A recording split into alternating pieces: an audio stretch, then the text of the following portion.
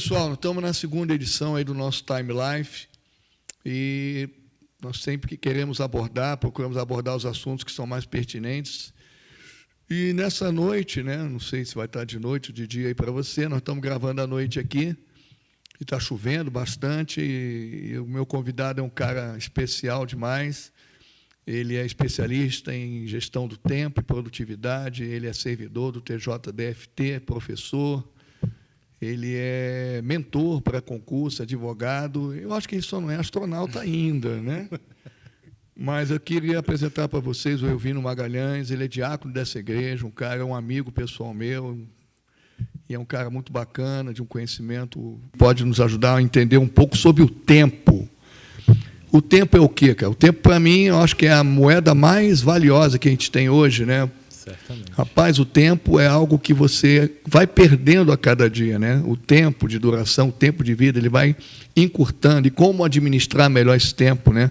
Como aproveitar melhor o tempo, né? O tempo é uma grandeza física, o tempo é um presente de Deus. Como é que a gente pode se organizar num mundo louco desse, da melhor forma, o tempo? E ele é especialista nisso. E, Elvino, tudo bem? Seja bem-vindo aí ao nosso Time Life. Fala um pouquinho aí. Obrigado, pastor, pela oportunidade. É um prazer estar aqui para falar também sobre um tema tão interessante e que toca as nossas vidas de uma maneira muito profunda, para a gente tentar compreender melhor como é que esse tempo, como é que essa organização do tempo impacta não só sobre a perspectiva da produtividade, daquilo que a gente lê muito nesses livros que a gente pode encontrar na livraria, mas sobre uma perspectiva cristã. Eu acho que a gente perde muito tempo na vida com bobagem. Esse tempo podia ser melhor administrado. O que você acha? Sim, sem sombra de dúvidas, né? A sociedade na qual a gente se encontra inserido, ela acaba trazendo diversos atrativos, né, entre aspas, para que as pessoas elas se dediquem cada vez menos para aquilo que de fato importa. Então, a gente pode citar um grande exemplo disso, são as redes sociais. Okay. As redes sociais elas têm essa capacidade de nos tirar daquilo que de fato importa, daquilo que deveria ser a nossa atenção, muitas vezes do nosso chamado, do nosso propósito. Okay. Existem estudos científicos que demonstram que a rede social ela tem uma capacidade de dissociar a pessoa da realidade. E quando isso acontece, muitas das vezes ela passa ali 30 minutos, 40 minutos, 1 hora, e se você sentar ao lado dessa pessoa e perguntar para ela, olha só, o que você acabou de ver ali nos últimos 10 minutos? Muito provavelmente ela não vai saber dizer para você o que ela viu ali. Mas isso foi falta de atenção? Essas redes sociais são os ladrões do nosso tempo? Exatamente. Não que necessariamente tenha sido uma falta de atenção daquela pessoa, mas você fica num estado de flow negativo, vamos dizer assim, tão grande, que você fica imerso naquela realidade. Explica esse negócio de flow para mim. O que é flow? O flow é uma teoria, vamos dizer assim, que foi criada por um psicólogo que se chama Mihaly Csikszentmihalyi. É um nome bem estranho. Você digitar errado no Google, vai aparecer, com certeza. Mas ele falou de que quando a gente está imerso em uma atividade que para a gente faz muito sentido, que para a gente gera algum tipo de conexão, a gente entra num estado mental no qual a gente esquece da realidade ao nosso redor. Entendi. Então, por exemplo, os monges beneditinos, quando lá nos primeiros séculos da Idade Cristã, eles meditavam, essa meditação e esquecer do mundo em volta, esse psicólogo diz que é um estado de flow. Isso é questão, então. No final das contas, todas as ferramentas de gestão do tempo, se você de fato e de verdade parar para analisar, elas têm um fundamento cristão. Jesus, eu gosto muito de ler os evangelhos como se fossem bibliografias. Então, você vai à livraria e vai procurar uma bibliografia do Steve Jobs, do Elon Musk. Para quê? Para você entender um pouco como é que essa pessoa viveu, quais são os aprendizados que você pode extrair a partir das experiências daquela pessoa e aplicar na sua vida. Jesus não perdia tempo, né? Quando você achava que ele estava parado, ele estava orando. Não perdia tempo. Exato. E é isso. Então, assim, Jesus ele sabia se dedicar àquilo que de fato era importante. Você acha que falta isso para a gente hoje? Foco? Foco, exatamente. Porque, como eu falei, né, a sociedade ela é estruturada e muitas vezes com uma roupagem de produtividade, mas muitas vezes é justamente o contrário, para poder te levar a não produzir tanto quanto a gente imagina. Então, você trabalhou na Caixa durante muito tempo. Só 30 anos. Só 30 anos, né? E talvez lá na Caixa você tinha uma realidade parecida como essa que eu vou te retratar. Um local muito extenso, com inúmeras baias e sem divisão de nada, e todo mundo trabalhando junto ali. Exato. Chega um momento do dia que está um estardalhaço tão grande, um monte de gente falando que você não sabe nem mais o que você está fazendo. É verdade. Um dia alguém lá nos Estados Unidos disse, nossa, isso é legal, porque a gente está aqui sendo produtivo, juntos nós encontramos as melhores ideias. Outro dia eu fui gravar um vídeo em um local, numa empresa, onde tinha esse modelo de gestão de pessoal. Não dava para você entender nada do que essas pessoas estavam... E todo mundo falava a mesma língua, mas não dá para entender. Exatamente. Todo mundo falando um monte de coisa ao mesmo tempo, às vezes nem coisas relacionadas ao trabalho. E no final das contas, essas pessoas elas não estavam, de fato, produzindo aquilo que deveriam produzir. Minha nossa, é um perigo isso, cara. Você pode levar a vida toda e não concluir nada daquilo que é importante, né? Sim. Agora, Elvino, na Bíblia fala em Eclesiastes 3 a respeito de que há tempo para tudo, né? Sim. Debaixo do sol, debaixo do céu, debaixo do sol, enfim. E há tempo de cozer. Ali ele faz tipo uma relação de coisas e parece que cada um há um tempo designado. Como é que é isso para você? Você que é especialista. A percepção que eu tenho é que as 24 horas do dia, os 365 dias do ano, muitas vezes, para a maioria das pessoas, se a gente perguntar, sair aqui na rua aqui e perguntar, você acha que as 24 horas do seu dia elas são suficientes para fazer tudo aquilo que você gostaria de fazer? Muitas vezes essa pessoa vai dizer que não, que ela gostaria de ter 36 horas, 48 horas no dia dela. O fato é que, se essa pessoa ela não consegue alcançar aquilo que ela deseja em 24 horas, certamente em 48 ela também não faria. Porque é uma questão de organização, não é uma questão de tempo, na verdade, e também, disponível. Né? O que você falou agora há pouco, de priorização. Então, como é que eu vou, sob uma perspectiva cristã, priorizar o meu tempo? Então, eu preciso, antes de mais nada, saber qual que é o meu propósito. Exato. Se eu sei qual que é o meu propósito, o meu chamado, o motivo pelo qual Deus me criou, assim eu consigo me dedicar àquilo que, de fato, é a minha essência, com uma maior dedicação, com maior foco naquela atividade. Okay. Quando, na verdade, a gente vê por aí que as pessoas elas querem abraçar mais e mais atividades, quando, na verdade, elas fazem tudo e, no final das contas, elas não fazem nada daquilo que, de fato, importa. E o que importa, realmente? Assim, aquilo que a gente não pode deixar fazer no nosso tempo de vida, aquilo que você julga mais importante.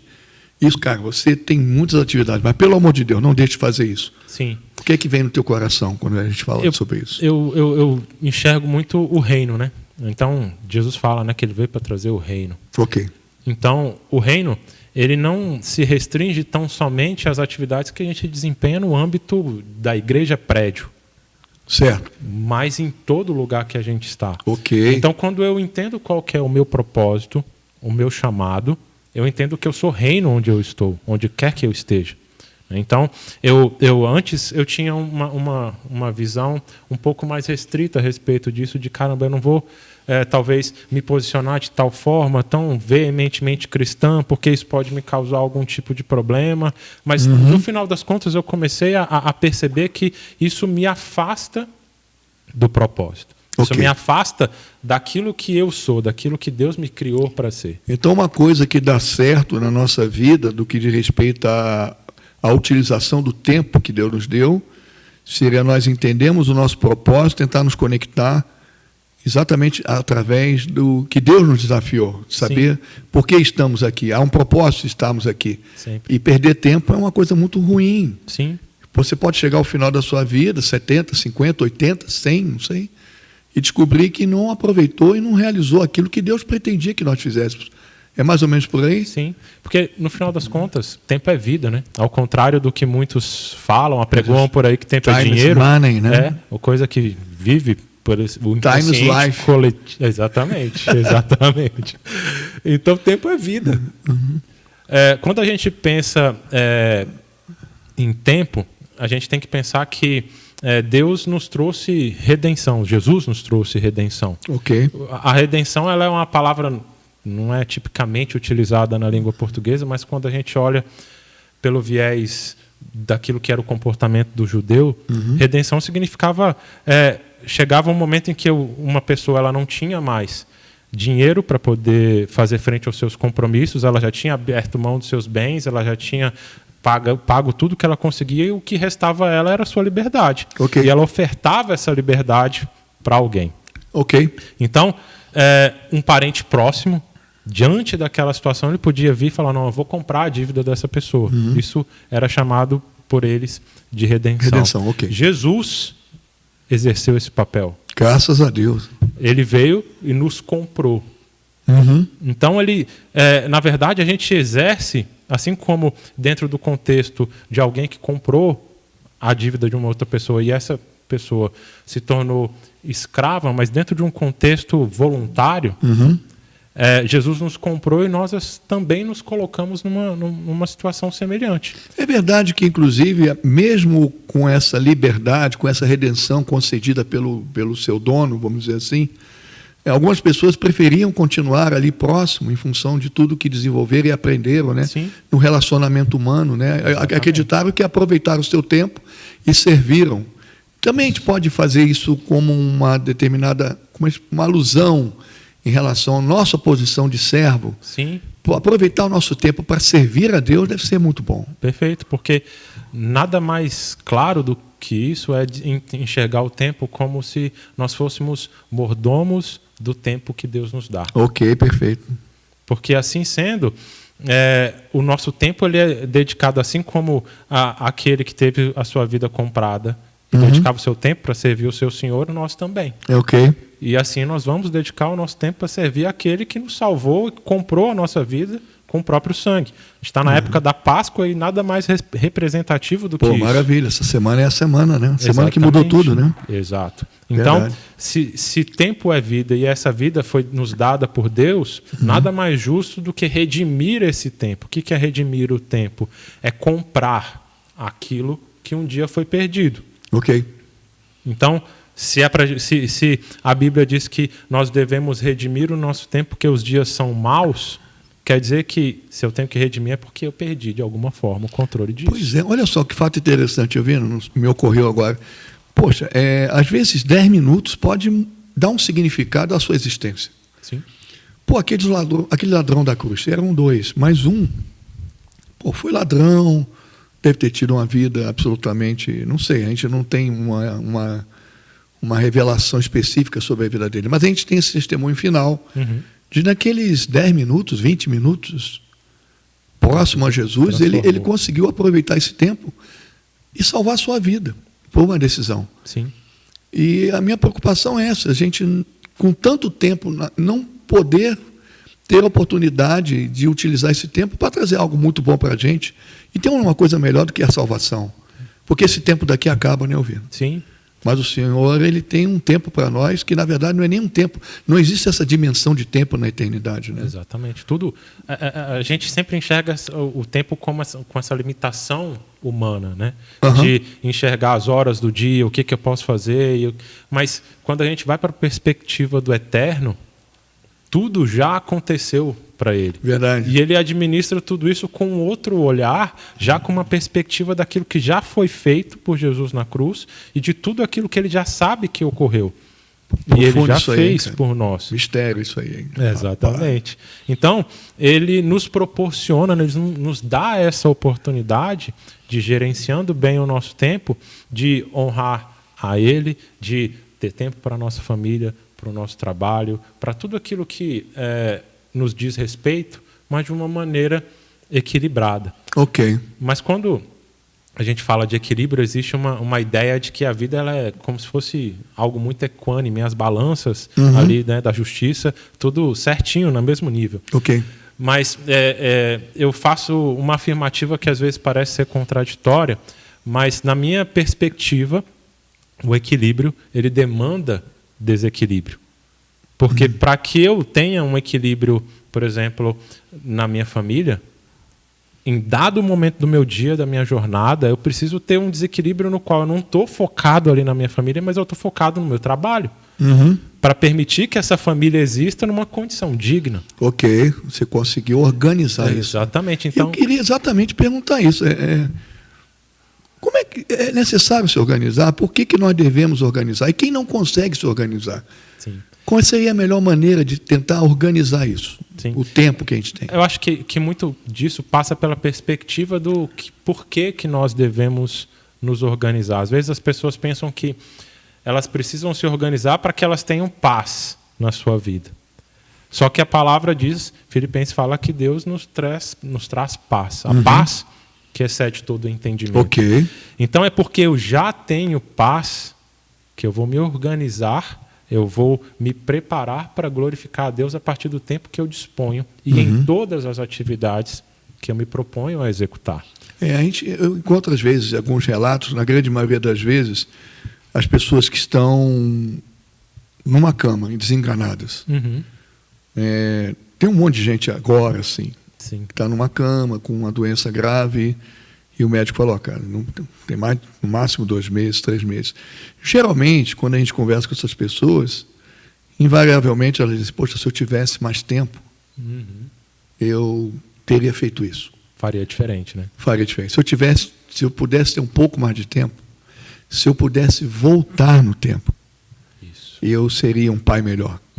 Eu seria uma mãe melhor. Eu seria um filho melhor. Se eu pudesse voltar no tempo, eu perdoaria. Eu amaria mais. Eu me importaria com as coisas que valem a pena. A gente passa por isso, né? Sim, sempre. E principalmente se a gente não ficar atento àquilo que é necessário para a gente poder focar o tempo que a gente tem, né? Sempre, porque, na verdade, quando a gente vive a vida sob uma perspectiva só unicamente de compromissos, de atividades, quero ouvir isso aí. a gente vive uma vida que vai chegar numa circunstância talvez como essa que você relatou, em que passaram-se 70, 80, 90 anos de agenda. Mas não teve 80, 90 anos de vida, de aproveitar aquilo que Jesus conquistou com tamanho sacrifício. Você acha que o relógio é um inimigo ou um amigo nosso, hein? Olha esse bichinho aqui. O instrumento, o relógio, durante muito tempo ele foi um amigo para poder gerenciar de alguma maneira o nosso tempo. Né? Okay. Mas voltando um pouquinho lá atrás nas perguntas lá das distrações, né? Hoje o relógio não necessariamente, assim como o celular, o telefone, vamos voltar lá atrás, né? Era somente para a gente fazer ligação. O nosso celular já não é mais para isso. Claro. Assim como o relógio também não é. O relógio foi, dentro de uma perspectiva da criação dele, era dizer as horas. Ok. O meu e o seu relógio, eles trazem notificação do celular, ele mede batimento cardíaco, ele faz isso, aquilo, outro. Oxigenação, tudo. Então, assim, se você não está distraído com o celular, você pode estar distraído com o relógio. Por mais uma época que a gente ficou mais escravo disso, né? Hoje nós estamos escravos de uma coisa muito mais complexa, cara. Sim, e que ela foi maquinada, pensada, engendrada para nos escravizar. Que isso, hein? Porque você pode ter certeza que se a gente tivesse a oportunidade de sair daqui, fosse na sede de qualquer uma dessas redes sociais, a gente ia ter condição de perceber que lá está cheio de neurocientista, psicólogo, um monte de gente que está exclusivamente dedicada a essa atividade de como vou manter a humanidade mais tempo dentro desse aparelho, cara? Dessa rede. Então estão fazendo um excelente trabalho, pô. Sim. Porque outro dia eu estava conversando com um grupo de amigos e a gente chegou a essa conclusão. Se quem aqui, né, que está nos escutando, tirar o celular do bolso agora e fazer um rastreio ali, qualquer celular hoje em dia tem isso. Quanto tempo você se dedicou para a rede social essa semana? Só essa semana. Cara, e a gente pega... Tenho até medo de ver isso. Pois é. Você anota esse dado. Vamos supor que tenham sido somatório no total 24 horas. Dessa semana de 7 dias, 24 horas foram ali em rede social. E a gente pode fazer um comparativo. Quanto desse tempo que essa pessoa dispõe foi dedicado, por exemplo, à oração. Então, isso mostra para a gente que, por mais que as pessoas digam, não somente hoje, mas lá atrás, você deve ter escutado muito isso nos seus gabinetes, as pessoas falando, eu não tenho tempo para orar, eu não tenho tempo para ler a Bíblia. Exatamente. Esse dado, é a pura e clara demonstração de que nunca foi falta de tempo. Exato. Falta de prioridade. Foco na utilização desse presente precioso que é o tempo. Deus gosta de agenda? Sim. Deus, nós temos. Como é que é isso? Porque não tem como evitar ter uma agenda. Não tem. Nós agendamos para estar aqui, né? E no final das contas, você vai perceber que Deus, ele é um Deus de processos e ele se revela a nós ao longo do tempo. Se ele quisesse, ele poderia simplesmente, num estalo de dedos, ter clarificado tudo isso que hoje a gente conhece. Ele criou a humanidade dentro de um processo no jardim. Ele foi se revelando gradativamente, dia após dia, à humanidade, começando ali, trazendo a revelação a Abraão, e isso foi crescendo, crescendo, até que isso tem sua coroação com Jesus. Ok. Então, Deus ele se revela ao longo do tempo, e se a gente perceber, no Antigo Testamento, essa história de agenda, ela está muito presente na vida do judeu. Então, a Páscoa, por exemplo, é uma data. Sim, né? Data. Né? A data. Então, tem festa do tabernáculo, festa da colheita, festa do Purim. Então, assim, diversas datas que foram estabelecidas por Deus para que ali houvesse algum tipo de celebração ou que ele fosse glorificado. Então, de alguma maneira, Deus ele se importa muito com a agenda e com a forma como a gente lida com esse tempo. Porque, no final, como eu disse, a busca maior de tudo aquilo que a gente gerencia e que Deus nos dá a oportunidade de gerenciar é para glorificá-lo. Tem como se organizar, então? Porque, Sim. olha só, o mesmo jovem que quer servir a Deus, ele também quer passar num concurso. Sim. Você é mentor, você prepara pessoas para fazer o concurso. Você acha que o nível de dedicação para o concurso não atrapalha aquele momento nosso devocional? Dá para organizar as duas coisas? Dá, sem sombra de Não é dúvidas. errado você dedicar um tempo a se preparar para uma prova dessa. Muito pelo contrário, é prudente que essa pessoa se dedique, porque senão, Maravilha. do contrário, ela estaria mal gerenciando o seu tempo. E você Fingindo. pode ter uma vida devocional. Preciso orar 2 horas. Ok, maravilhoso, orar meia hora e depois vou estudar 6, não tem problema nenhum. Mas eu acho legal quando você também faz um devocional no tempo, nas 24 horas. Exato. Você está no trânsito, você está ligado, você está em espírito de oração. Sim. Né? Hoje eu não orei meia hora. Não, continua uma vida. É possível organizar isso sem problema, né, Elvino? É porque também, quando a gente fala em agenda, não quer dizer que tudo tem que estar necessariamente, milimetricamente ajustado ali numa planilhazinha ou no seu calendário. Ok. Lógico que os compromissos macro, esse nosso compromisso hoje, por exemplo, está no meu calendário. Mas a gente tem que perceber que, como você bem ressaltou, a gente precisa ter a consciência de que determinada rotina faz parte do meu dia. Então, o devocional ele faz parte do meu dia. Fazer. Só que ele não pode simplesmente ser uma atividade mecanizada para cumprir meta, por exemplo. Né? O calendário ele não pode ser uma meta. Ele não pode trabalhar contra mim. Eu tenho um ano para ler a Bíblia. Eu tenho um ano para ler, aí se organiza. Mas se você não viver aquilo que você em um ano leu, qual é o sentido meditar disso? na palavra, para mim, é muito mais válido. O tempo é muito mais, talvez, aproveitado, producente. Exatamente, porque assim, eu vou ler, com todo respeito, vou ler 3 capítulos da Bíblia, como muita gente faz. Eu fiz, hoje mesmo eu fiz, Atos. Mas eu gosto muito de não só ter essa perspectiva, vou ler X ou Y, ou até menos, mas, caramba, cheguei num texto aqui que me fez parar para pensar. Então, vou parar e vou gastar tempo nesse verso aqui. Eu vou entender, vou estudar. Tempo. Porque como é que eu vou chegar a uma conclusão a partir da leitura da Bíblia, nosso manual, se eu não paro para analisar o que dali eu posso extrair que muda a minha vida? Ok, que possa te marcar. Exatamente. Então, a gente não consegue glorificar a Deus sendo meio termo em tudo. Eu não posso fazer um devocional meio termo, eu não posso estudar para um concurso meio termo. Né? Tem um autor de um livro que se chama Hábitos Atômicos. O nome dele é James Clear.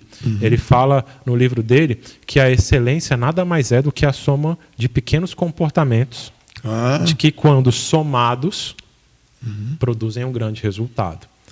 Então, não é o cara estudar um dia que vai fazê-lo aprovado. Exato. E também não é o cara fazer oração ou ler a Bíblia um dia que vai fazer dele cristão. Não é um dia que você não come arroz que vai fazer de você uma pessoa mais magra. Exatamente. Mas é uma reeducação Isso. e um aproveitamento consciente do tempo, né? Isso. Rotina. O que tem de bom e o que tem de ruim? Rotina. O que é rotina? Eu acho que a palavra rotina ela ficou muito estigmatizada na nossa realidade brasileira, né? Não está errado alguém chegar e falar, você tem que ter uma rotina. Eu não acho que não. Mas também não está errado alguém dizer assim, cuidado com a rotina. Eu acho que é a perspectiva. Então, por exemplo, a gente vai, sei lá, foi atender um casal que está querendo se separar. Ok.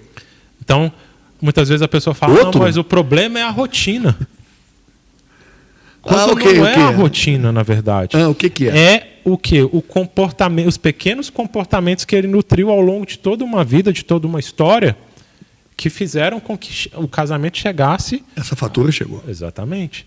Então, não é a rotina que é ruim ou má, é aquilo que eu coloco em prática no meu dia a dia. Ok. Se eu busco essa excelência, né, há um estudo científico muito legal que fala que a excelência ela é trivial. Por que ela é trivial? Ele pegou, analisou diversos nadadores olímpicos e falou, caramba, eu vou saber aqui desses nadadores olímpicos o que eles têm de diferentes, por que eles chegam aqui na Olimpíada e são campeões. Então foram analisar desde a infância até o momento em que eles de fato se tornaram campeões. É uma coisa que começou lá atrás. Entrevistou pai e um monte de coisa. E aí eles descobriram que não tinha nada de especial neles. Eles não eram superdotados, eles não tinham uma habilidade física específica. O que então fazia eles campeões? A rotina que eles implementaram. Eles tinham a mentalidade de que, caramba, eu vou estudar, eu vou fazer por onde me tornar campeão olímpico. Então, trazendo isso para o viés cristão, para a perspectiva cristã, nós temos as nossas disciplinas espirituais. Ok. Então, por que não sermos excelentes, sermos triviais naquilo que já existe? Então, por exemplo, eu outro dia estava estudando a história do Jonathan Edwards, avivalista americano. Ele tinha um hábito de anotar tudo que acontecia. Tem milhares de diários dele lá numa biblioteca nos Estados Unidos. Tem cada passo da vida dele, cada sermão que ele pregou, ele tinha esse hábito que produziu isso. E por que ele fez isso? Porque ele entendeu que, cara, ele precisava anotar para ele poder refletir o que daquilo que ele estava fazendo poderia, a partir de uma perspectiva do ontem para o amanhã, ele poderia melhorar. Qual seria a contribuição disso? Exatamente. E a contribuição disso para o futuro também. E teve, né? Sim, se você for olhar... Está sendo lembrado aqui agora? A gente aqui no Brasil lembrando dele. Pessoas que ele nunca antes, lá... Não imaginou que ele seria assunto hoje aqui. Exatamente. É isso aí, E a mesma coisa com a nossa vida. A gente, às vezes, legado, não tem a capacidade, hoje, de entender o alcance que a nossa vida tem na vida das pessoas. O quanto que a minha ação, a sua ação, seja dentro das paredes da igreja, seja fora das paredes da igreja, produzem de resultado na vida das pessoas. Então, por isso que é importante que a gente gerencie o nosso tempo de modo a glorificar a Deus em tudo o que nós fazemos. Tudo que nós precisamos fazer, nos organizarmos para não deixar essa missão de fora. Sim, porque, por exemplo, eu sou servidor do tribunal. Tem 12 anos que eu trabalho lá no TJDFT. Então, você já foi servidor, então você já sabe muito bem a história do servidor público. Muitas vezes o cara chega lá cheio de gana no comecinho e lá no final da carreira dele, ele já não está mais aquele fogo todo, ele já faz as coisas de qualquer jeito. Então, com o passar do tempo, é muito simples que você vá se esquecendo e no dia a dia abdicando de pequenas coisas. E no final, você já não é mais aquele que glorifica a Deus a partir das suas atitudes. Isso é grave. O meu trabalho é analisar processos judiciais. Então, eu posso fazer o básico do básico do básico, que é aceitável, vamos dizer assim, ou eu posso fazer o melhor trabalho que eu posso fazer a partir daquilo dali, e glorificar a Deus, mesmo que ninguém nunca saiba que eu toquei naquele processo. Mas o meu trabalho é esse, é glorificar a Deus em cada uma das minhas atitudes. E eu acho que isso também pode ser reconhecido, né? Sim, de alguma maneira. Principalmente lá em cima. Por ele, que seja reconhecido por ele, às vezes, né? Mas o objetivo é muito mais saber de que você tem essa paz de glorificar a Deus a partir das suas atitudes e de que você fez de fato e de verdade o seu melhor a partir daquilo que Deus te propôs, concedeu uma missão a você. Porque as pessoas, muitas vezes, elas têm a ideia de que o chamado, o propósito, ele vai estar centrado numa vocação ministerial. Lógico, vai estar atrelado a algum dom que Deus te deu, alguma vocação ministerial, mas, mais uma vez, vai além disso. Eu lembro que teve uma época que eu trabalhei na agência, né?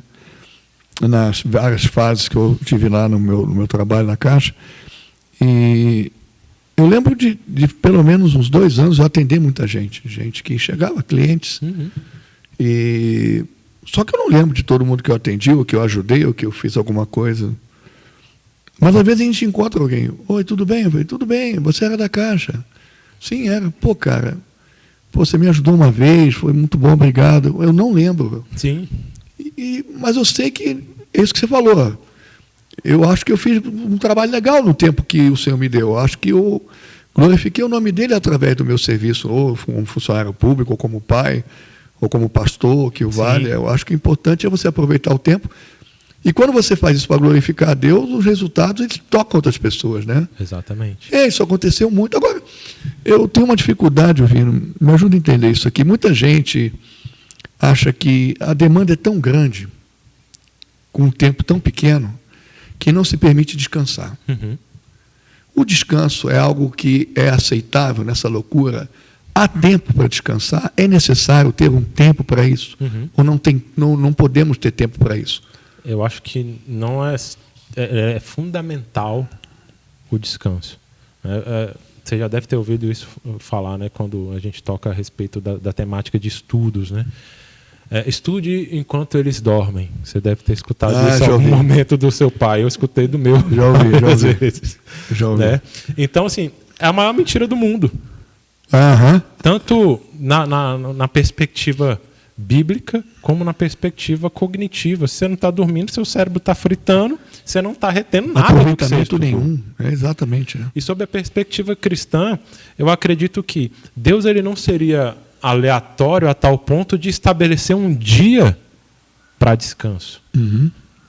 Mesmo ele não precisando descansar, ele criou esse dia. Verdade. Então, quando a gente não descansa, muitas vezes a gente está sob uma perspectiva de que tudo depende de mim. Eu já vivi uma fase da minha vida em que eu me percebi trabalhando todos os dias da semana. Então, tinha o meu período no tribunal, então às vezes o meu expediente no tribunal era só no período da tarde. Então, eu trabalhava em uma coisa de manhã, estava à tarde no tribunal, à noite outra, chegava o sábado eu trabalhava também, domingo eu trabalhava também. E eu cheguei à conclusão de que, meu Deus, eu estou fazendo como se tudo dependesse de mim. Como se o resultado dependesse de mim, quando na verdade não é bem assim.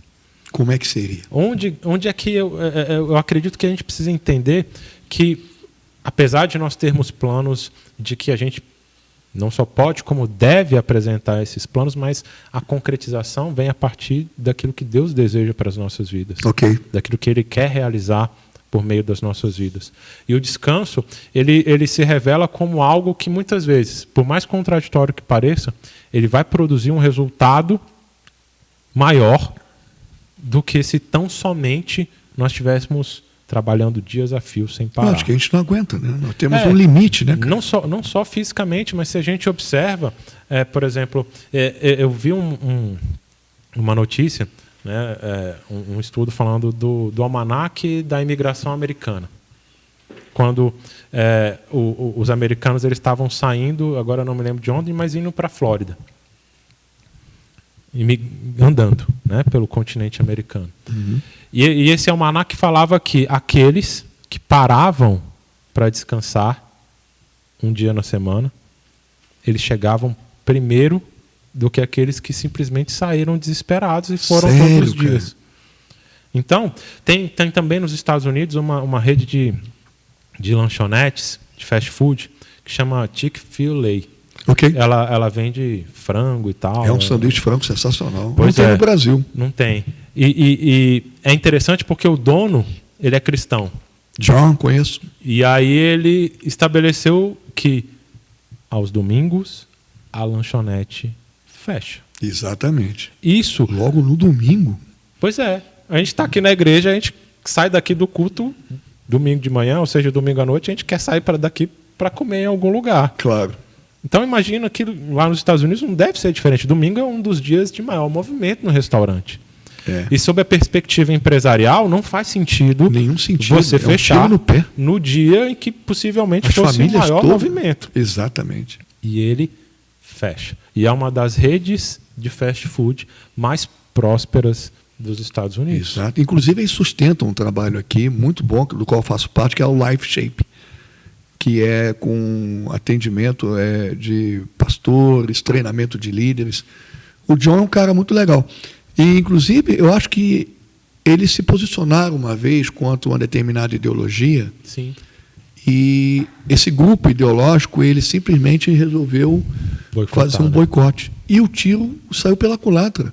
As filas aumentaram muito mais, porque as pessoas aderiram à causa e aqueles que não iam começaram a ir. Exato. Por não aceitar esse tipo de situação de boicote. Ou seja, o que eles não ganharam abrindo domingo, porque acreditavam que esse tempo era dedicado para a família e para a igreja, exatamente, eles tiveram um retorno em função dessa...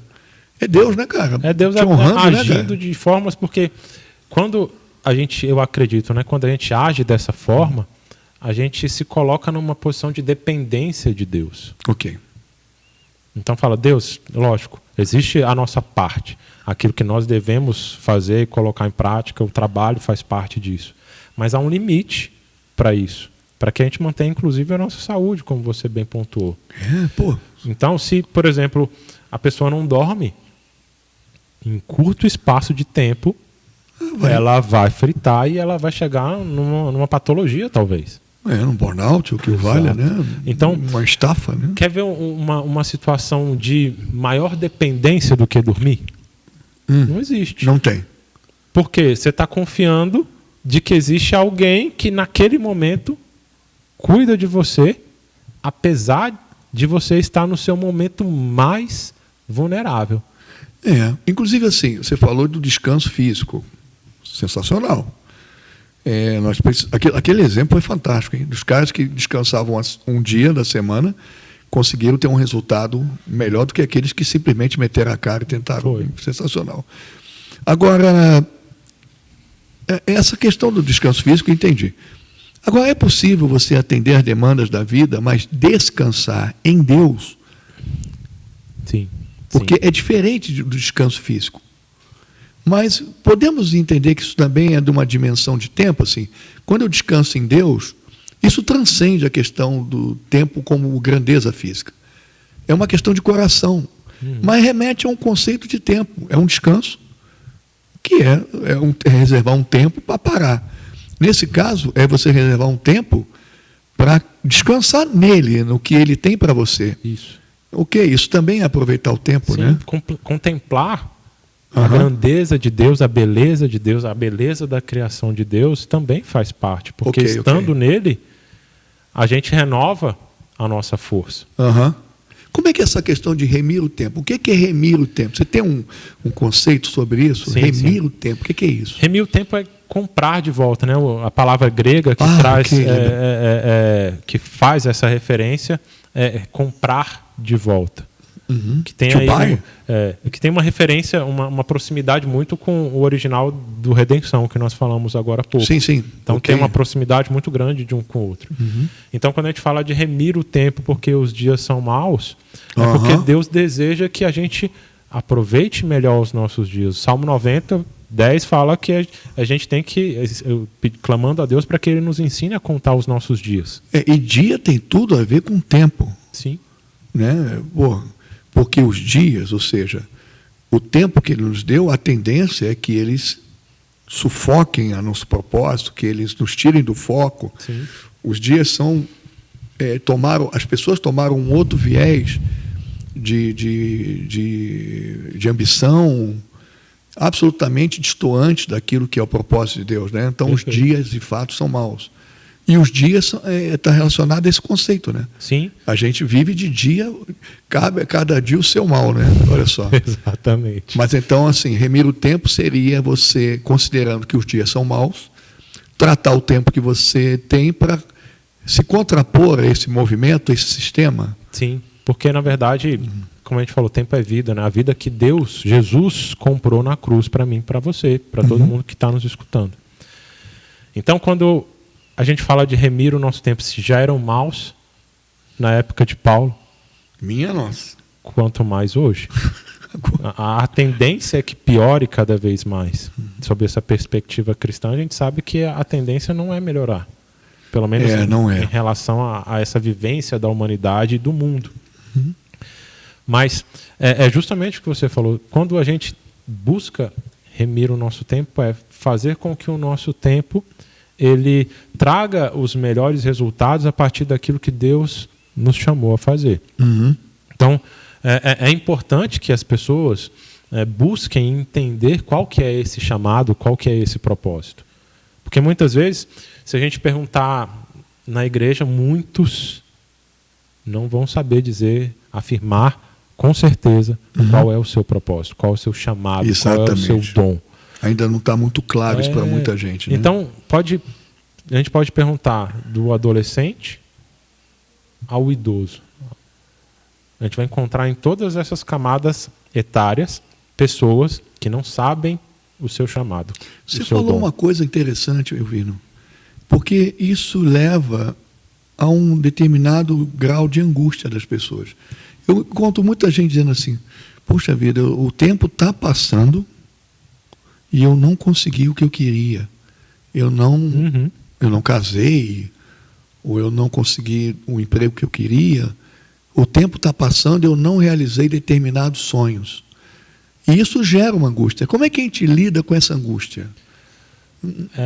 Essa angústia, muitas vezes, ela está presente porque a pessoa ela está... Você concorda com isso? Sim, essa angústia existe. Ok. Mas muitas vezes essa pessoa ela está insatisfeita com algo que muitas vezes ela está buscando para satisfazer uma necessidade que muitas vezes é justa. Então ela tem um sonho de comprar alguma coisa, o que o vale. Mas muitas vezes esse sonho, esse desejo, ele não está atrelado à vontade de Deus para a vida dessa pessoa. Ou pelo menos não é para que aquilo aconteça naquele momento. E muitas vezes nós nos achamos dentro de contextos nos quais nós queremos antecipar esse tempo que é formoso, mas é no devido tempo. Você está me dizendo, não sei se eu entendi direito, que Deus tem um plano para nós, mas nós somos coparticipantes disso. Sim. Corresponsáveis nisso. Só que muitas vezes, apesar de corresponsáveis, de termos essa consciência... Somos irresponsáveis? A ansiedade de querer fazer as coisas acontecerem, né? Porque Deus nos deu esse desejo pela eternidade, por deixar um legado, por deixar algo para a posteridade. Só que muitas vezes esse desejo ele acaba sendo tão grande que a gente começa a atropelar os processos de Deus na nossa vida de maneira que... Isso é verdade. Sei lá, se a gente pega José no dia em que ele tem o sonho de que ele vai reinar sobre seu pai e sobre seus irmãos, e dá esse propósito que foi acontecer lá na frente, dá para ele naquele dia. Muitos anos. Ia dar um problema gigantesco. Davi, Desde quando ele recebeu aquela unção lá na casa de Jessé, passaram-se 15 anos para ele ser rei de Judá e mais 7 para ser rei de todo Israel. Sim. Havia o propósito, você sabia qual era o propósito. É. Então a vida dele foi acontecendo para que isso pudesse ser realizado. De certa forma, ele foi participante disso. Sim. A gente vê na Bíblia, por exemplo, quando Deus faz uma aliança com Abraão e ele pede para que ele separe os animais, coloque ele em metade sobre o altar e o fogo passa sozinho ali. Sim. Antes desse episódio do fogo acontecer, Deus relata, beleza, estou fazendo uma aliança com você. Ok. E vou te relatar que é no meu tempo que as coisas vão acontecer. Ele fala, seu povo, seus descendentes vão ficar 400 anos escravos no Egito. E aí ele fala dos amorreus, que a medida da iniquidade deles ainda não tinha atingido o limite, portanto Deus ia ainda deixar as coisas acontecerem em relação àquele povo. Não tinha chegado não tinha chegado a hora de derramar intervir. aquela taça de ira, né? Exatamente. Então, assim, Deus já estava falando, tudo o que eu te disse vai acontecer no devido tempo. Esse povo vai ficar 400 anos escravo. Ok. Quando a gente vai para o Êxodo, o relato de Moisés é que o povo ficou 430 anos lá. Então, de onde surgiu esse gap? Entendo. Foi, na minha opinião, no dia em que Moisés, apesar de ele ter tido essa convicção, essa concretização na mente dele de que ele seria aquele que tiraria o povo do Egito, ele se antecipa a esse processo todo e mata um egípcio. Foi. Isso fez com que ele tivesse que ser exilado em Midian e passou ali muito tempo. Muito tempo até ser convocado De para essa volta. missão. Aí Deus fala, a poeira baixou, agora está na hora de voltar. Agora vamos executar a parada direito, vamos fazer direito. Isso tudo era propósito de Deus, então. Exatamente. Mas só que, de uma maneira ou de outra, a ação, seja ela benéfica ou não, de Moisés, acabou atrasando aquilo que havia sido relatado lá atrás. Por causa do assassinato, que talvez não tivesse Então, previsto. às vezes a gente acaba, por mais que a gente saiba algum tipo de promessa de Deus ao nosso respeito, a nossa atitude, ela pode fazer com que ela aconteça no devido tempo ou que ela seja protelada no tempo. Tudo vai depender do nosso posicionamento. O povo de Deus caminhando no deserto é um claro exemplo disso. É verdade. Agora, assim, às vezes eu acho engraçado para algumas pessoas chegam. Eu conheço algumas pessoas que jogam muito na loteria. Elas ficam um tempão na fila para jogar, ainda mais quando acumula, né? Trabalhei na loteria.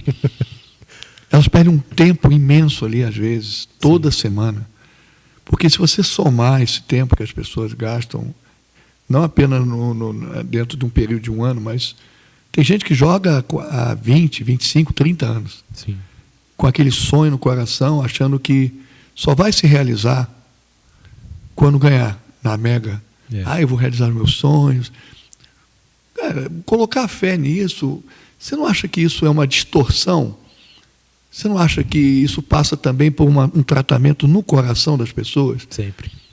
Né? Como é que é essa sacada do coração? Porque, às vezes, a dureza do coração das pessoas, né, impede que seja muito claro o que Deus quer. Né? Exatamente. Como é que é isso aí? Deus ele trabalha de diferentes formas nas pessoas, né? Mas o grande ponto é esse que você tocou. A dureza do nosso coração faz com que a Bíblia diz que o nosso entendimento seja obscurecido. Embotado. Então, aquilo que talvez, sobretudo para quem está olhando de fora, pareça claro, cara, não faz sentido. Fulano está aqui na fila todo dia para poder jogar. Os mesmos números. O mesmo número, às vezes ele só muda de um tipo de jogo para o outro, né? Mega Sena, quina, sei lá, quais são os tipos. E aqui no coração, aquela coisa do coração, eu só vou ser feliz se eu ganhar, só vou realizar meus sonhos se eu ganhar. Exatamente. O cara está com 90 anos e não acertou, porque eu sei como é difícil acertar. Exatamente. A probabilidade é muito difícil de acertar. Isso virou o ídolo dele. Ele virou o ídolo dessa pessoa o jogo. Ok. Porque a dependência está no jogo. Para ele ser feliz, ele precisa ter resultado ali. Não é falta de fé, a fé é colocada no lado errado, né? Exatamente. Focada naquilo que não vai produzir mudança. Ainda Entendi. que ele, eventualmente, venha a ser premiado, você sabe disso tanto quanto eu, que estatisticamente falando, a maioria deles é questão de tempo. Eles vão voltar para o mesmo lugar ou conheço muitos casos. Para lugares piores. Exatamente. Até. Porque eles depositaram a fé num ídolo que não produzia, não pode e nunca vai produzir o resultado e nunca vai tomar o lugar de Deus, daquele que é o autor do tempo. E que em quem a gente presenteou com esse tempo. E em quem a gente deposita a nossa confiança, a nossa contemplação, né? E na certeza de que o propósito, né, os pensamentos que ele tem ao nosso respeito, eles são muito mais altos, muito melhores do que os nossos. E a nossa capacidade, essa nossa limitação de enxergar, muitas vezes acaba nos levando para o lugar errado. Verdade. Moisés, ele fez aquilo tudo porque ele estava limitado na capacidade dele de enxergar, mas não na perspectiva do Eterno. O Eterno já tinha enxergado todas as coisas. Entendo. Então, quando você fala de ter esse tempo em Deus, é justamente para isso. Deus, onde é que eu devo estar? O que eu devo fazer? Qual é o meu dom? Porque quando a gente fala, eu quero saber meu dom, meu propósito, meu chamado, é algo muito relativo e vai depender muito das características que Deus deu para aquela pessoa. Mas algo que eu acho muito, muito emblemático na palavra é quando Paulo fala sobre o fato dele ser solteiro, e ele fala, eu sigo o meu caminho, eu sigo o meu propósito, meu chamado, e eu recomendaria, inclusive, que todo mundo fosse solteiro. Ok. Mas, se não é essa a sua realidade, então você faça de outra forma, você se case. Porque é melhor estar casado. Exato. Mas só que o que eu extraio de lição disso? Aquilo que para você é tão convicto, que é tão real, você quer que todas as pessoas façam da mesma forma como você. Façam a mesma coisa que você faz. Então, você é pastor, você é evangelista, talvez na sua perspectiva, todas as pessoas deveriam ser evangelistas. Sim, eu acho que está faltando, inclusive. Exatamente. Mas por quê? Porque esse é o seu dom, esse é o seu chamado, é algo que arde no seu coração e você gostaria de ver milhares de pessoas como você atuando dentro dessa perspectiva. Dentro desse dom que Deus me deu. Então, específico. Talvez essa seja uma dica para a pessoa remir o seu tempo a partir da perspectiva do propósito. Caramba, o que queima no meu coração a tal ponto de eu querer que outras pessoas façam a mesma coisa? Inclusive, assim, houve um tempo que eu não servia a Deus. Isso talvez tenha me ajudado a entender o tempo que agora eu sirvo, o tempo que eu não servia, aquelas coisas todas de errado que eu fiz. Assim, será que isso ajudou a construir um Léo para estar engajado nesse tempo de Deus agora? Sim. Ou eu perdi um tempo fora? Eu acho imagina? Qual seria a visão teológica? Não sei. Eu acho que assim como você, eu também vivi esse tempo no mundo, né? Me converti, eu tinha 26 anos, hoje eu tenho 41. 23 anos, então hoje eu tenho 41. Eu me converti com 22, 23. Pronto. Então, assim, esse tempo, lógico que ele não foi aproveitado da melhor forma possível. Okay. Contrariamente, se hipoteticamente nós estivéssemos nascido num lar cristão e tivéssemos crescido na fé cristã, nossa perspectiva teria sido outra. Mas eu também entendo que a partir dessas experiências que a gente viveu do passado, a gente conseguiu ter a convicção que nós temos hoje a respeito da nossa fé, de tal forma que eu consigo, a partir dessa perspectiva, também instruir outras pessoas a não cometerem os mesmos erros e aí também remirem o seu tempo. Okay. Porque todo momento que eu penso é vivido longe da presença de Deus, ele é um tempo que muitas vezes ele vai ser desperdiçado. Então isso não se encaixaria naquela passagem que fala que Deus não leva em conta o tempo da ignorância, mas não na perspectiva de aproveitar esse tempo para que nós façamos uma história diferente, por decisão nossa. Mas ele não traria castigo, Sim. considerando aquilo que nós fizemos naquele tempo da Exatamente. ignorância. Exatamente. Então, estar ignorante a respeito de Deus num determinado tempo é ruim, mas graças a Deus, Deus sempre nos oportuniza para que no tempo certo, sabe que eu estou muito filosófico aqui? Não, tá ótimo. No tempo certo, a gente possa aproveitar tudo aquilo que nós vivemos no tempo da ignorância. Uhum. Sim. Eu acho que Deus não perde tempo, Ele aproveita o que vivemos, exatamente. porque eu sei, eu fui do outro lado, fiz coisas terríveis, do qual não me orgulho, mas eu entendo que aquele caminho era um caminho de morte. Uhum. Então, hoje, o meu tempo é dedicado a exatamente não voltar a isso, Sim. a convencer pessoas de que esse tempo da ignorância, ele tem um tempo específico, até que a pessoa se abra para a vontade de Deus. Para a vida. Mas isso passa por comportamento também. Vamos supor que você sabe qual é o seu dom. Uhum. Você sabe qual é o seu dom. Sim. Mas isso não afeta o teu comportamento. O que seria bom para a gente mudar? Porque comportamento, hábito, cara, é uma coisa difícil de mudar. Sim. Mas há um caminho para isso? Sim, sim. Até porque, assim, o hábito, como você bem disse, ele é difícil de ser alterado, sobretudo de maneira rápida. É ok. Mas ele é possível de ser moldado ao longo do tempo. Então, é importante que a pessoa que deseja mudar o seu comportamento, ela comece a enxergar as coisas de uma maneira diferente. Primeiro, identificando aquilo que está prejudicando o dia a dia dela. O que seria, por exemplo, a rede social, como você disse? Sim, exatamente. Então, a ideia é como se a gente substituísse um comportamento negativo por um comportamento positivo, de maneira a reforçar o positivo. Você acha que com o tempo isso muda hábitos? Muda. Então, eu vou citar um exemplo pessoal. Okay. Então, há algum tempo, né, eu tinha esse hábito de passar bastante tempo na rede social, até porque eu também trabalho com a rede social para divulgar trabalho. Aqui da igreja a gente tem uma rede social também. Então, mas eu comecei a entender que existe um limite para isso também. Por mais que eu trabalhe, eu não posso ficar ali imerso naquele mundo, porque a vida continua aqui fora. Uhum. Então, eu comecei a identificar, por exemplo, os momentos em que eu acabava me dedicando à rede social.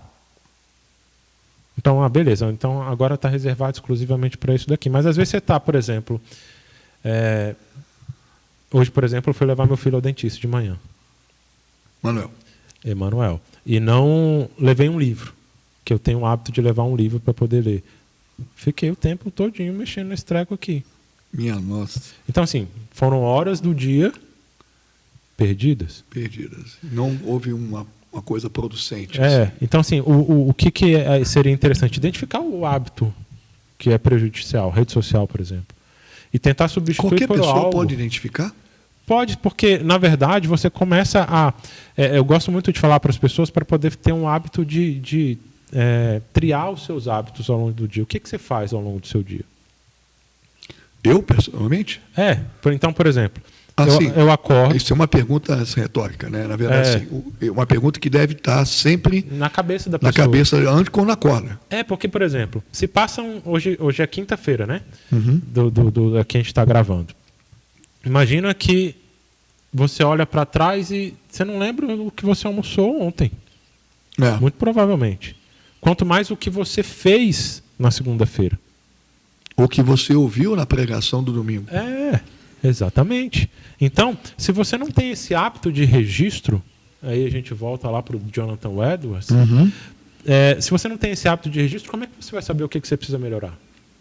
Então, uma dica para poder você começar a formatar um comportamento que é benéfico para o aproveitamento do tempo é fazer registro. Registro. Então, por exemplo, se eu tenho esse registro e eu sei o que eu fiz de positivo no meu dia, o que eu fiz de negativo... Você está falando de diário?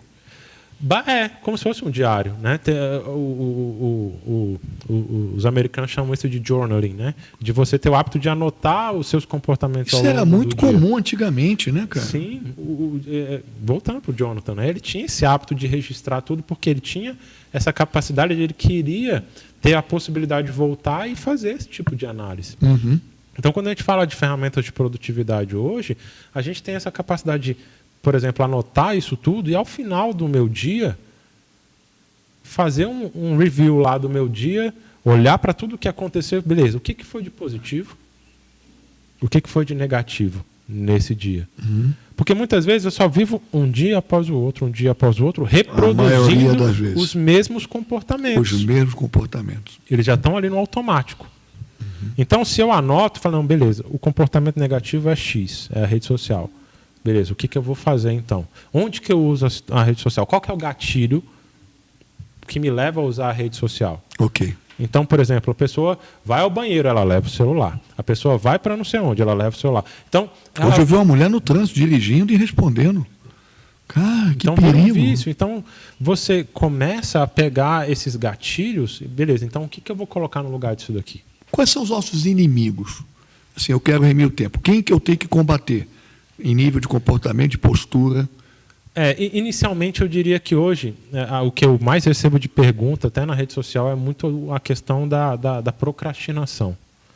Okay. É deixar para depois aquilo que eu deveria fazer agora.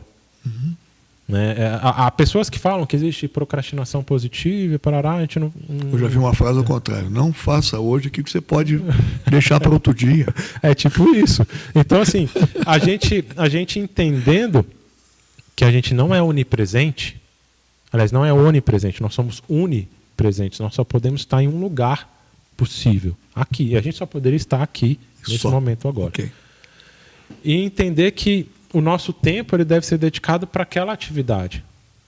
Porque se eu entendo que eu posso estar conectado a várias coisas ao mesmo tempo, no final do dia eu não fiz absolutamente nada. aquela história, essa pessoa ela tem a capacidade de ser multiprodutiva, de fazer várias atividades ao mesmo tempo. É o famoso multitarefa. Multitarefas é balela. Isso surgiu da ideia da computação, né, do computador, que ele consegue processar várias tarefas ao mesmo tempo. Vários programas, mas de maneira mais básica, vamos dizer assim, o computador ele não está fazendo exatamente tudo ao mesmo tempo. Ele está focado naquela tarefa que está na tua tela. As outras estão em stand-by paradas ali. Ele não está continuando a fazer. Né? Exatamente. Então, quer dizer assim, que por mais que o computador esteja ali com essa possibilidade de alternância rápida entre as tarefas, ele não está fazendo tudo ao mesmo tempo. Você acha que a preguiça é um inimigo também na mudança de hábito? Sempre.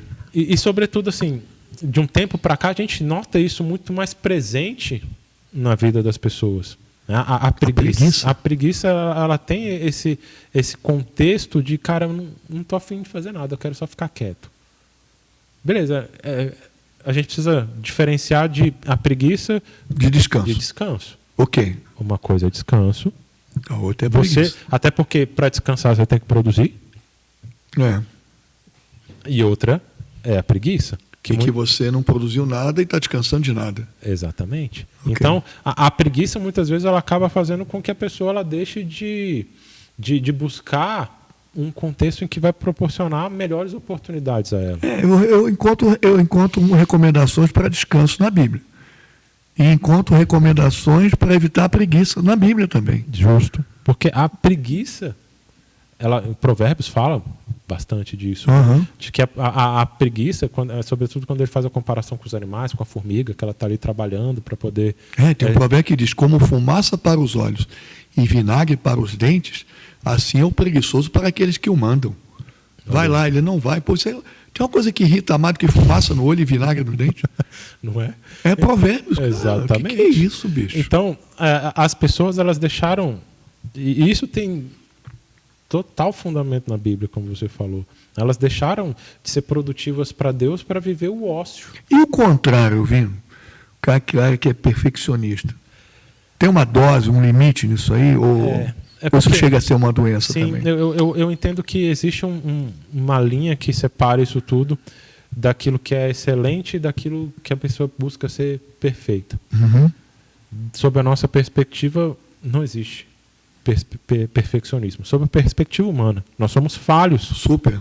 Então, quem busca isso, você acha que é uma luta em glória? Sim, porque por mais que ela deseje buscar, alcançar esse ideal do perfeccionismo, o fato é que isso não vai acontecer de maneira prática. E é interessante que o perfeccionismo ele tem uma ligação íntima com a procrastinação. Porque o perfeccionista, muitas vezes, ele vai deixar de executar uma tarefa porque, sob a perspectiva dele, ele não pode fazer aquilo dali de forma perfeita de acordo com a ótica dele. Segundo a ótica dele. Então, ele vai deixar de fazer aquela tarefa.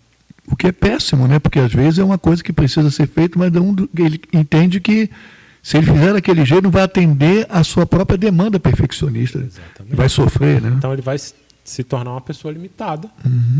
Então, tudo aquilo que ele poderia fornecer e florescer a partir dos dons e talentos dele, ele vai deixar de colocar em prática, justamente pelo fato de que ele acredita que existe algo perfeito, que ele vai demandar das pessoas algo perfeito, e muitas vezes ele vai afastar outras pessoas e ele não vai, no final das contas, cumprir o propósito dele, sob a perspectiva não vai fazer entrega. Ele está muitas vezes confundindo excelência com essa parte de ficar ali querendo ser perfeito em tudo aquilo que ele faz, e muitas vezes Você acha não vai que acontecer. a palavra disciplina se encaixa nisso? Porque, falando agora das distrações, né? Que é um inimigo também. Sim. Cara, é muita distração. Sim. Isso que você fez, um monte de gente pesquisando, pensando uma maneira de te escravizar ainda mais nisso, né, cara? Isso é, de fato, distrair. Não tem um conteúdo assim maligno nisso, não? Uma intenção maligna. Sim, totalmente, né? Se a gente olhar tem o livro do eu esqueci o nome do autor agora lá do Crônicas de Nárnia. Se você lembrar. É o C.S. Lewis. C.S. Lewis, ok. C.S. Lewis, ele fala em um dos livros dele, que até a gente está lendo aqui no Clube do Livro na igreja, Legal. lá, As Cartas do Diabo para o Seu Aprendiz. Ok. E ele fala, dentro do livro dele, sobre o reino do ruído. O que é o reino do ruído, sob a perspectiva do C.S. Lewis? De que tudo aquilo que está ao nosso redor se encontra estruturado para nos desfocar daquilo que de fato é importante. Ok. Então, na medida em que o inimigo ele vai, sob essa perspectiva, tentando trazer distrações inúmeras para que evite que a gente tenha tempo de meditação na palavra, que a gente contemple ao Senhor, que a gente pratique a solitude. Jesus era mestre nisso, por mais que tudo tivesse pipocando ao redor dele. Ele valorizava isso. Ele se retirava. Eu não tenho onde reclinar a cabeça, eu preciso disso, né? Exatamente. Ele se retirava e ele ia orar, ele iria passar um tempo só com Deus. Então, toda essa dinâmica daquilo que a gente encontra hoje no mundo, ela está, na minha opinião, dentro dessa perspectiva do reino do ruído. Há mais de 100 anos atrás, ele já falava sobre isso. Então, na época que ele falava, o que tinha? Jornal impresso. Agora, olha hoje. Já havia a impressão. Agora, olha hoje, nossa, na forma como nós nos encontramos. Você cada vez menos coisas impressas agora. Sim.